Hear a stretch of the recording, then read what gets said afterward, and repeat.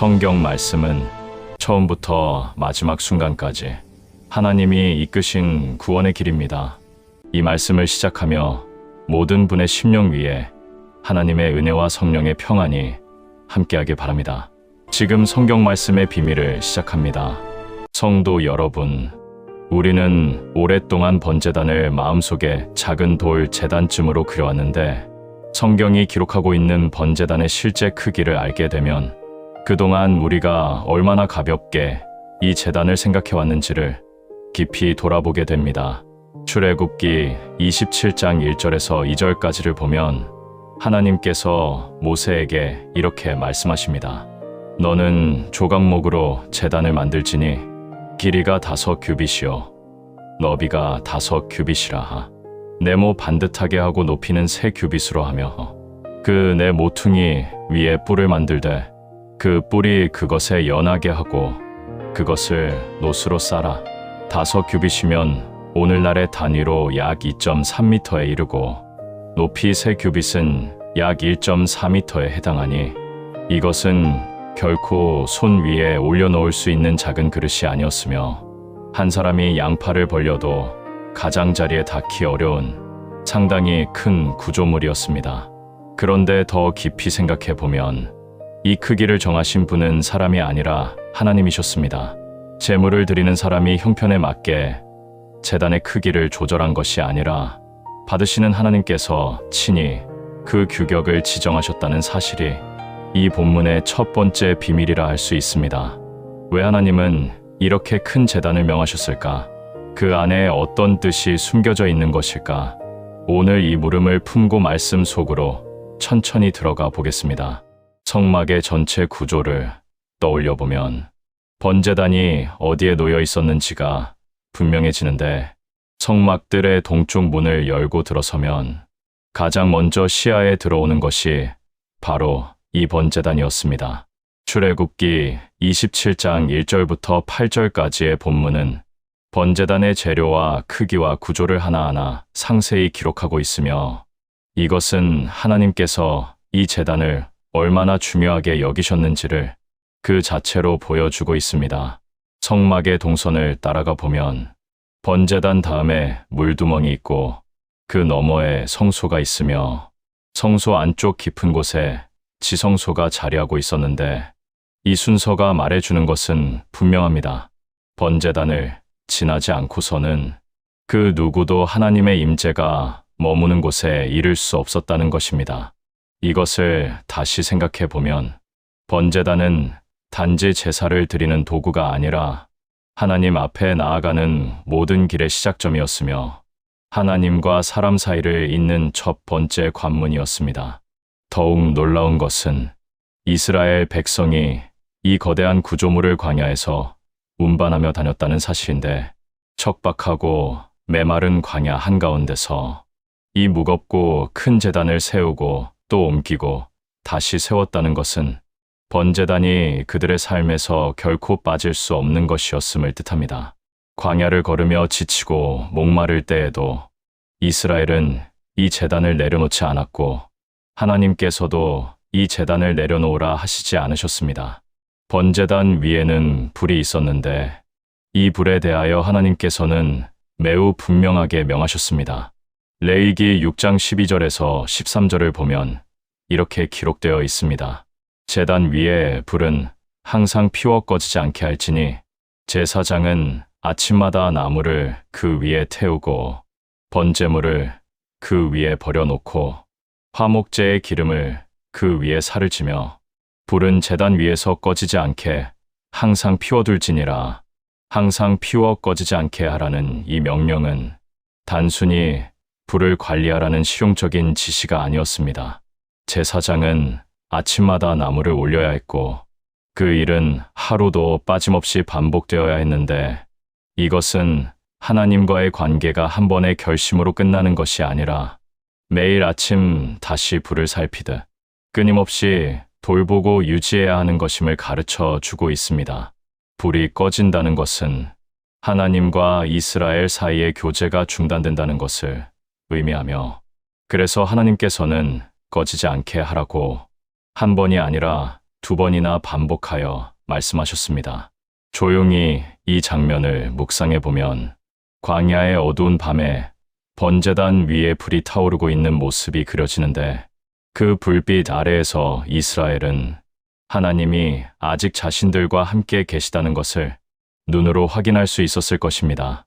꺼지지 않는 불은 곧 떠나지 않으시는 하나님의 마음이었고, 포기하지 않으시는 하나님의 사랑이었습니다. 여기서 한 가지 깊이 생각해 볼 것이 있습니다. 레위기 1장부터 5장까지를 살펴보면 하나님께서는 제물에 대하여 다양한 가능성을 열어두셨는데, 소를 드릴 형편이 안 되면 양을 드려도 되었고, 양도 어려우면 비둘기 2마리를 드려도 되었으며, 그마저 형편이 닿지 않으면 고운 가루 한 줌을 가져와도 하나님은 받으셨습니다. 그런데 제물의 크기는 이렇게 형편에 따라 달라질 수 있었지만 제단의 크기는 단 한 번도 변하지 않았습니다.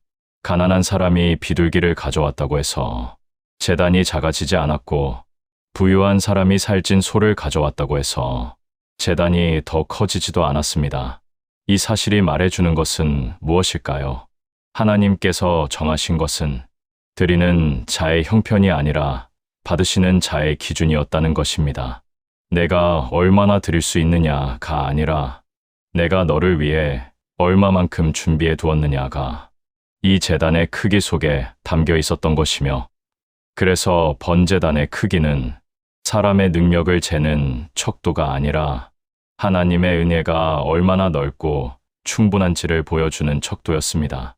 작은 비둘기 한 마리라도 이 넓은 제단 위에 올려지면 하나님 앞에 온전한 제사로 받아들여졌다는 것, 그것이 이 제단의 크기가 말하고 있는 은혜의 비밀입니다.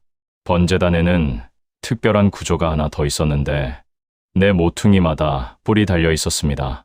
출애굽기 27장 2절은 그 네 모퉁이 위에 뿔을 만들되 그 뿔이 그것에 연하게 하라고 기록하고 있으며, 이 뿔은 제단에 따로 붙인 것이 아니라 제단과 한 몸으로 연결되어 있어야 했습니다.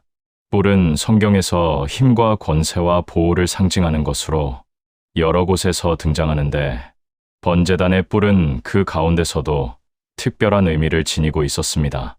열왕기상 1장 50절을 보면 아도니아가 솔로몬을 두려워하여 달려가 번제단 뿔을 잡은 장면이 나옵니다. 아도니아가 솔로몬을 두려워하여 일어나 가서 제단 뿔을 잡으니 목숨이 위태로운 순간에 아도니아가 달려간 곳은 궁궐도 아니고 성벽도 아닌 번제단의 뿔이었습니다. 열왕기상 2장 28절에서도 요압이 마지막 순간에 번제단 뿔을 잡은 기록이 나오는데, 이 장면들은 번제단의 뿔이 죽음 앞에서 생명을 구하는 마지막 피난처였음을 보여주고 있습니다.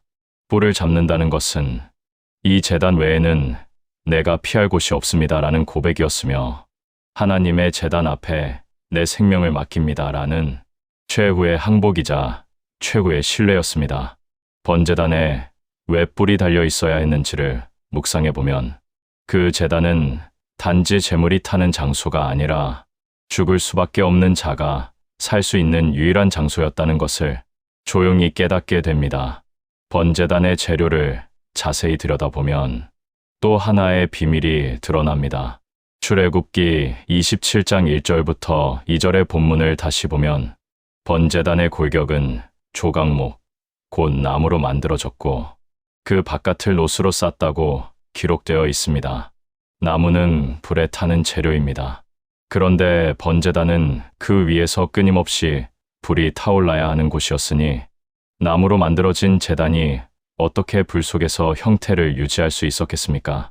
그것이 가능했던 이유는 놋이 나무를 감싸고 있었기 때문입니다. 놋은 불에 녹지 않는 금속으로서 성경에서는 심판과 견딤을 상징하는 것으로 자주 등장하는데, 번제단에서 놋은 안에 있는 나무가 불 가운데서도 소멸되지 않도록 보호하는 역할을 감당했습니다. 이 구조를 조용히 묵상해 보면 우리 자신의 모습이 떠오르게 됩니다. 우리는 연약한 나무와 같아서 시험의 불 앞에서 고난의 열기 앞에서 스스로의 힘으로는 버텨낼 수 없는 존재이지만 하나님의 은혜가 노처럼 우리를 감싸고 있기에 불 가운데서도 무너지지 않고 서 있을 수 있는 것입니다. 번제단의 나무가 타지 않은 것은 나무가 강해서가 아니라 롯이 그 나무를 싸고 있었기 때문인 것처럼 우리가 오늘까지 쓰러지지 않은 것도 우리가 단단해서가 아니라 하나님의 은혜가 우리를 붙들고 계시기 때문입니다.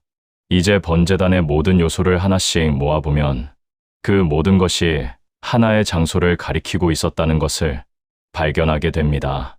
그곳은 바로 예수 그리스도의 십자가입니다. 번제단의 크기가 넉넉했던 것은 십자가의 은혜가 충분하다는 것을 미리 보여준 것이었습니다.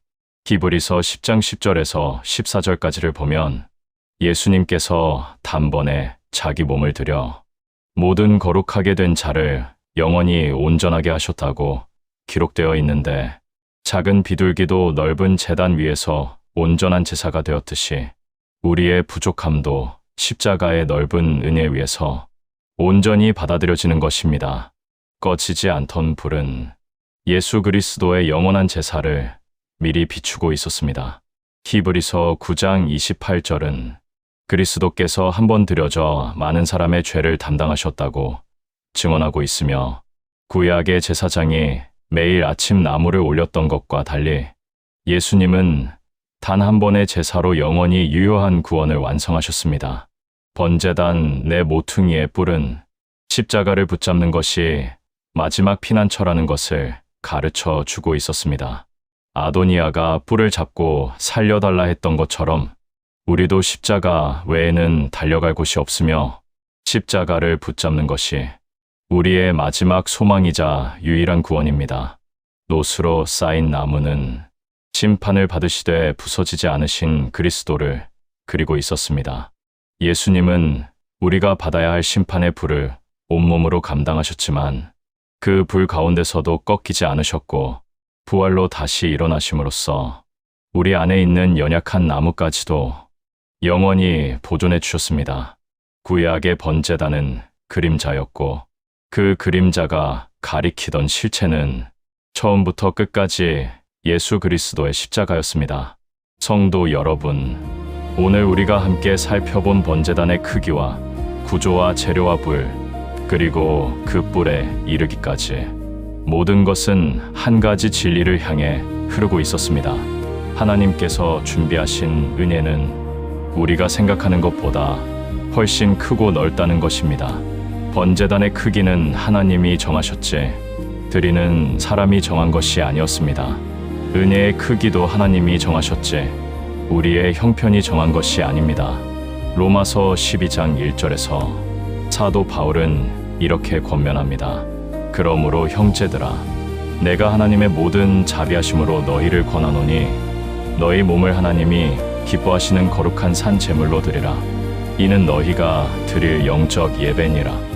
산 제물이라는 이 표현 속에는 죽은 제물을 태우던 번제단의 기억이 담겨 있으면서도 이제는 살아있는 채로 자신을 드리라는 새로운 부르심이 담겨 있습니다.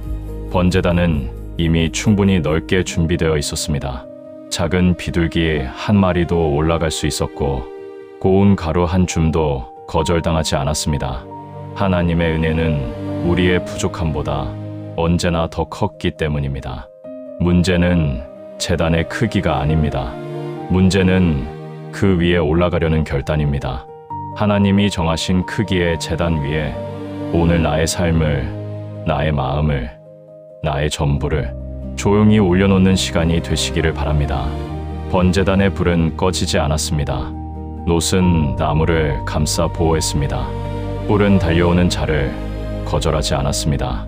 그 번제단이 가리켰던 십자가 앞에 오늘 우리의 고백을 올려놓으며 그 충분하신 은혜 안에서 참된 안식을 누리시기를 주님의 이름으로 축원합니다.